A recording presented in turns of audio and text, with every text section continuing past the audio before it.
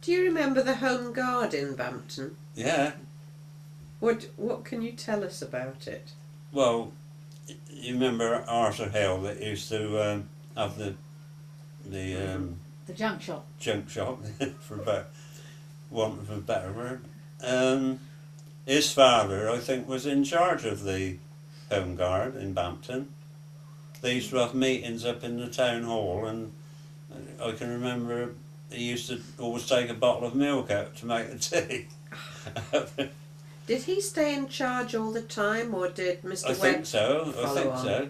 That Mr. Pratt was in it. His wife was a teacher. Right. Yes. Her father was this tailor that owned their cottages.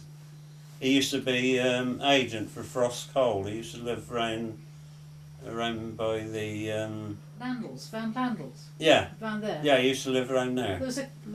There wasn't a coal yard around there, was there? No, okay. He was just the agent for Frost Coal was in Whitney. Oh right. Okay. He was just the local agent. Yeah.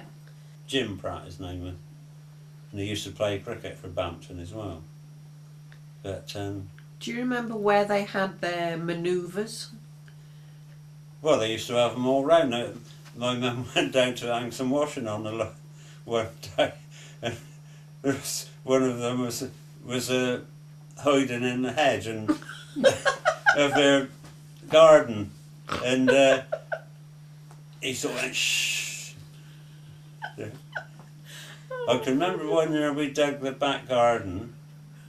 We just got it all dug, and this army unit turned up and mounted probably a mortar on their garden that we just dug, which didn't please us very much. No, I think it didn't. Because we used to sort of try and dig it amongst. I mean, I was only young, and my brother was 5 years older than me, so it was probably him that done most of the digging. What year were you born? 1936, Right. March. But was that the Home Guard was mounting the mortar, or was it some other? No, I don't practice think so. regiment? No. Yeah. And I can remember there was quite a few army units come down in the field next to us, next to Primrose, Oh yeah. and they dug I don't know, sort of a big pit thing just over the wall Yeah. in the corner there. And they had I don't know if it was a tank or it was a thing with tracks, because they got out in that field and one of the tracks broke on this vehicle. I don't know if it was a brain gun carrier or something bigger than that. Mm. It was a track-driven thing Yeah. anyway. Yeah. And they also went over in Reed's field and dug a lot of these W-shaped trenches there.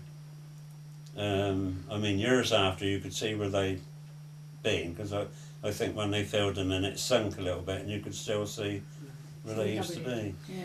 And why did they build W-shaped trenches? What were they for? Just practice? Well, that was how you dug a trench. You know, in warfare you wouldn't have a straight trench. You had so that if anything landed in the trench you could go round the corner, sort of thing. Okay. Okay. So they were still practicing for World War One, basically, weren't they? Yeah, more or less. French warfare. Yeah. Interesting. Yeah. And then they did have an army camp at Chain Lane. Oh, did they? Yeah. And then they moved the huts from there up to the end of New Road. What, Station Road then, wasn't it? Yeah, Yes. yeah. Sort of opposite the police station. Yeah. Yeah. In that, where those bungalows are Yes. Yeah. now. And they moved the huts from this camp up to there for some reason. Yeah. And Can you remember the Americans arriving? Yeah, the Americans were in that camp. Yeah. That was the first time I ever tasted turkey at Christmas there. Of course, the kids used to get out there and they used to be sort of playing, what they call it, baseball. Yeah. Well, just throwing the ball around Yeah. and that big glove catching it, you know. Yeah.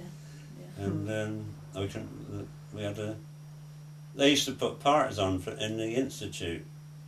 In the the village hall, What's the village Bampton. hall? Yeah. Yeah.